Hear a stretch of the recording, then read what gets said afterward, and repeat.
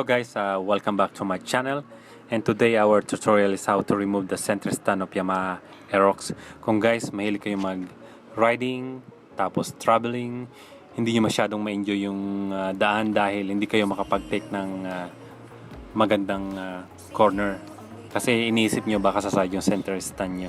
So guys, ito na yung solution para mawala yung hesitation nyo sa isip nyo na baka pag sumayad yung center stand ay makras kayo. So ito guys, kasi marami nangyaring ganyan na pag tinitik nila yung corner ay sumasayad yung center stand nila. So ito guys, tutulungan ko yung paano tanggalin yung center stand ng ating motorcycle.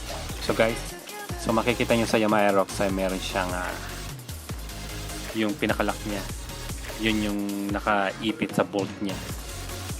So tatanggalin nyo lang yung susungitin nyo lang ng screwdriver.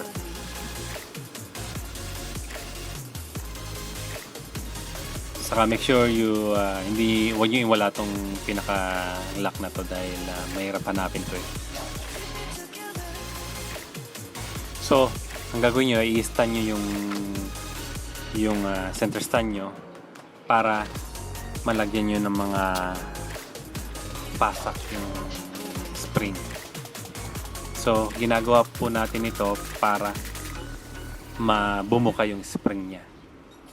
So, para pag tinanggal natin, hindi tayo mahihirapan. So, makikita niyo po sa video kung paano yung gagawin ko.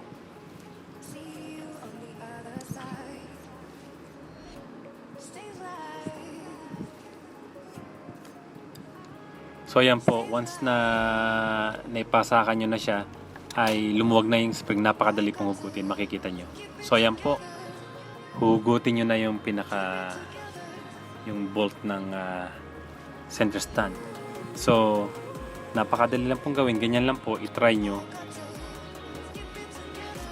Tiyak na, I guarantee na mag-enjoy kayo sa daan habang nagta-travel kayo, saka nag-enjoy kayo kung paano yung mag-take ng corner sa daan, tulad ng sinasabi nilang knee dragging. Pero itong Yamaha Aerox ay medyo hindi siya ganong katulad ng mga riders at mga sports bike. Okay, pero ma-enjoy nyo po ang pagra-ride nyo. Mas lalo na wala na kayong isipin na center stand. Kasi po, dyan po kadalasan may nangyayari na nakakrush yung mga motor dahil hindi sila nagpe-pay attention na sa side pala yung center stand nila. Or sa sumahid yan, automatic guys, titilapon kayo sa daan. Alright guys, so guys, if you like my video, make sure you subscribe and also you hit the bell button too para ma-notify kayo sa aking mga bagong video. Alright guys, so peace out.